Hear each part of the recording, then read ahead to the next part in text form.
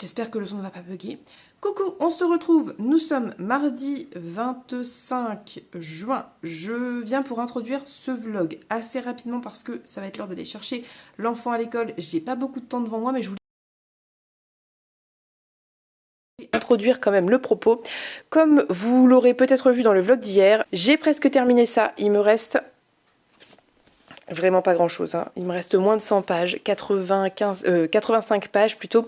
Donc je vais terminer ça aujourd'hui et je vous en reparlerai après. Parce que là je viens juste d'enchaîner entre les deux discussions sur ce bouquin, donc je vais vraiment attendre de le terminer pour vous en reparler. Voilà, donc j'ai pas grand chose à vous dire parce que je viens juste de faire le point d'hier et que je vais attendre un petit peu pour faire le point sur la Guilde des Ombres. J'essaie de vous reprendre dans la journée vraiment pour parler de ça. Je pense en fin de journée parce que l'après-midi va être un petit peu chargé pour moi. Ensuite, je vous dirai ce que je compte lire. J'ai pas encore décidé si j'ai attaqué d'abord Gods of Men ou l'Empire d'écume. Je pense que je vais d'abord attaquer Gods of Men, mais je crois que Natcha a lu 40 pages et Cécilia a lu 40 pages aussi. Donc je pense que je peux attaquer un peu les deux aujourd'hui. On verra. Je n'ai pas décidé encore lequel j'allais attaquer en premier. Mais je vous en reparlerai dans tous les cas. J'ai très envie d'attaquer ces deux lectures pour plein de raisons, hein, parce que Gods of Men, ça fait un certain temps que je l'ai, que j'ai envie de le lire, et là on s'est motivé avec Natcha, donc j'aimerais bien m'y mettre, et l'Empire d'écume me fait très envie, vraiment. Alors je sais qu'Emeline a abandonné le tome 2, pas parce que c'était hyper mauvais je pense, mais plutôt parce qu'elle n'était pas très intéressée, un peu désintéressée de ce qui se passait, mais j'ai vu aussi beaucoup de bons retours, donc je suis vraiment très curieuse et j'ai très hâte et très ouverte d'esprit à ce que je pourrais en lire. Je n'y vais pas avec beaucoup d'a priori parce que je vous dis, j'ai vu vraiment des retours un petit peu dans tous les tons, dans toutes les teintes, je ne sais plus parler.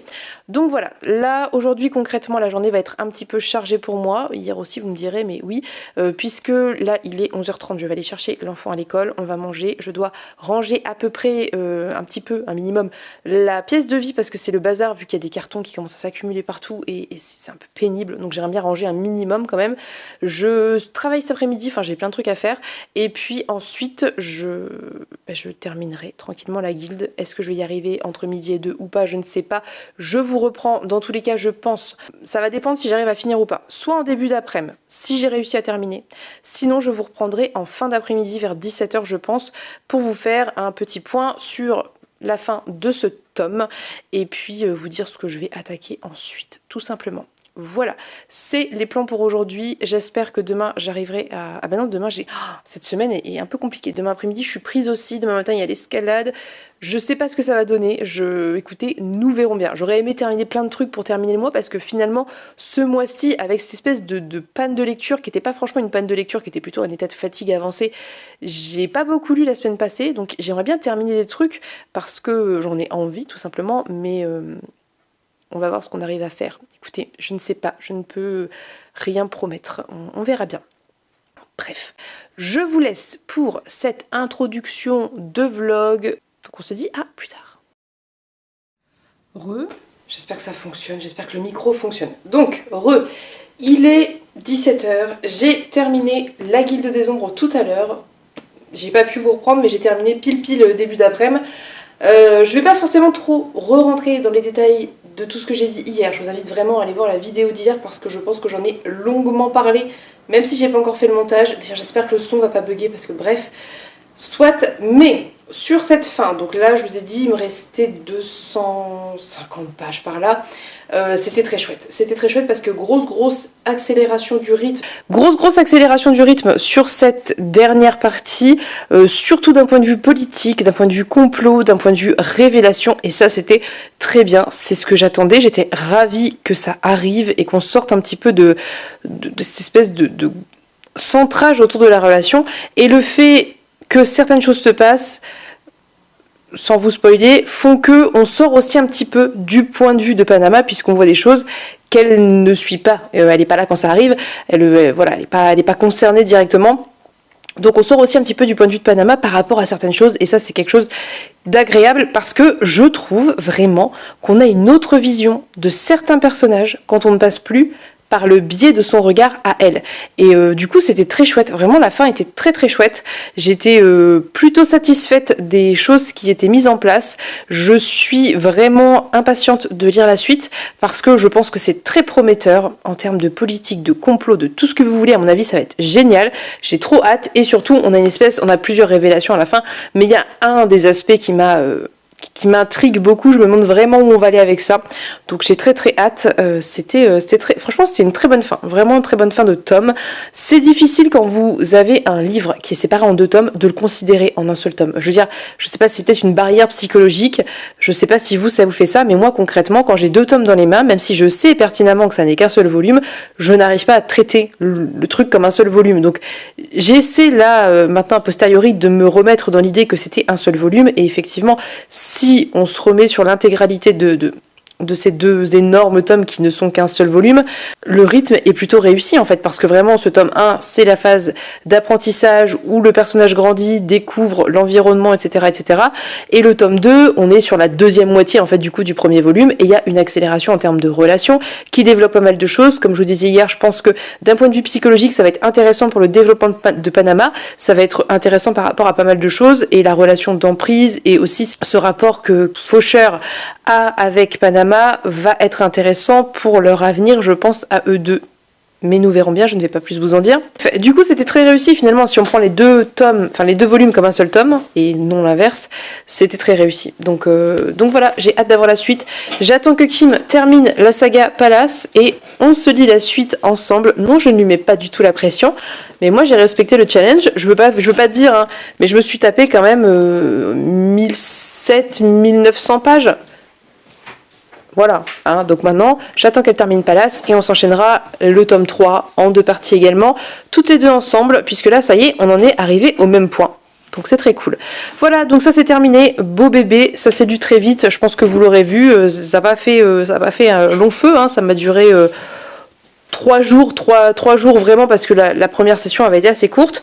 Du coup, j'ai brièvement attaqué, mais je peux déjà vous le montrer, Gods of Men de Barbara Kloss. J'ai lu ça, c'est très très peu, ça représente 50 pages, je suis au chapitre 4, mais c'est assez prometteur en termes de début. Je sais pas très bien où ça va aller pour le moment, puisque j'ai lu 3 chapitres, et les 3 chapitres suivaient 3 points de vue différents et mettez en place 3 intrigues un peu différentes. Donc je vous dirai ça, nous en reparlerons, je vais avancer ça ce soir. J'aimerais bien lire une centaine de pages aujourd'hui, comme ça après je lirai l'Empire d'écume, et puis voilà, parce que je veux pas non plus aller trop vite vu que Natcha en est à 50 pages il m'a dit, et je pense que Cécilia est à peu près pareil, donc je vais avancer un petit peu les 2 tranquillement. Un petit peu plus quand même, je pense que je vais lire une centaine de pages de chaque si j'y arrive, et après je verrai. J'ai toujours ma pile à lire des enfers qui m'attend juste là, donc je ne manque pas de lecture. Voilà, donc ça on en reparle, mais ça démarre plutôt bien, c'est plutôt bien écrit, c'est assez fluide, je suis très curieuse de le continuer. Donc je vous laisse pour ce plan, je vais aller vaquer à mes diverses occupations. Je vous reprends ce soir si j'ai le courage, comme toujours je ne vous promets rien, ou demain, nous verrons bien, et je vais surtout aller monter la vidéo d'aujourd'hui. Voilà, je vous fais des bisous, on se dit à plus tard. Du coup, nous sommes le lendemain, je reviens pour clôturer le vlog d'aujourd'hui, puisque après la guilde, j'ai avancé une lecture dont je vous ai, je crois, parlé un peu hier, mais je ne sais plus, j'espère que le micro déconne pas. Si c'est le cas, je suis désolée, je sais pas pourquoi. Je pense que c'est un problème pas de micro, mais de connexion entre le micro et le téléphone, enfin bref. Je vous disais que j'ai avancé Gods of Men, puisque j'ai lu 107 pages, ce qui représente 20% je crois, puisque le bouquin doit faire 500 pages, un truc comme ça. Donc j'ai avancé ça, voilà, et c'est très chouette, le début démarre très bien. J'ai été assez étonnée de voir qu'on était dans une espèce d'ambiance nordique. Je m'attendais pas à ça en fait, je sais pas pourquoi, en même temps je m'attendais pas à grand chose, dans la mesure où je suis incapable de retenir le résumé de ce bouquin. Je l'ai lu 45 fois pour les 45 000 piles à lire dans lesquelles il est passé, et je n'ai jamais retenu le résumé. Et je ne savais pas que c'était une ambiance nordique, mais c'est le cas. On est avec... bref, il y a des mots qui donnent cette ambiance. Alors je sais pas si c'est très fidèle réellement à la culture et la mythologie nordique, mais il y a des jarres, les compagnies, donc je pense qu'on est clairement là-dedans, et c'est plutôt cool. Donc ce que j'en sais, là où j'en suis, on suit une jeune fille, je vous l'ai dit hier, mais je le refais rapide. On suit une jeune princesse qui était dans son château avec sa famille. Son père lui a demandé de jouer de la musique, elle a joué de la musique avec une flûte que lui a offert je ne sais plus qui, son frère peut-être, et elle a endormi tout le monde. Et quand je ne sais pas qui, je ne sais plus, s'est rendu compte de ça, il lui a dit de s'enfuir, ce qu'elle a fait, et donc on la retrouve 10 ans plus tard dans une espèce de village assez angoissant avec des palissades assez hautes parce qu'autour il y a la forêt et a priori la forêt est très dangereuse, surtout la nuit, il y a des espèces de créatures bizarres qui rôdent et elle a été prise comme apprentie de la guérisseuse qui s'est occupée d'elle parce qu'elle a débarqué sûrement quand elle était assez jeune, donc là je pense qu'elle a la petite vingtaine, peut-être pas par là en tout cas voilà, et en fait elle est assez mal acceptée parce que elle est ce qu'on appelle une crasseuse, je crois, je ne sais plus ce que ça veut dire, et je sais plus si c'est une histoire de couleur de peau, de caractéristiques physiques ou autre, mais en tout cas elle est assez mal vue, et donc heureusement il y avait cette guérisseuse qui s'est occupée d'elle et qui lui a appris tout ce qu'elle savait.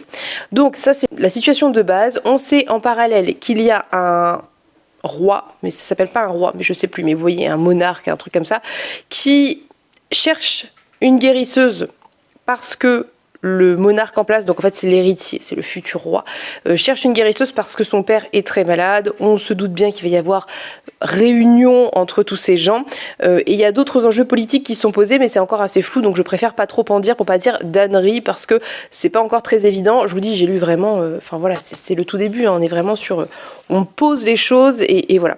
En tout cas, ce que je peux vous en dire en revanche, c'est que j'ai trouvé que ce début de lecture était hyper fluide, hyper agréable, ça se lit très bien.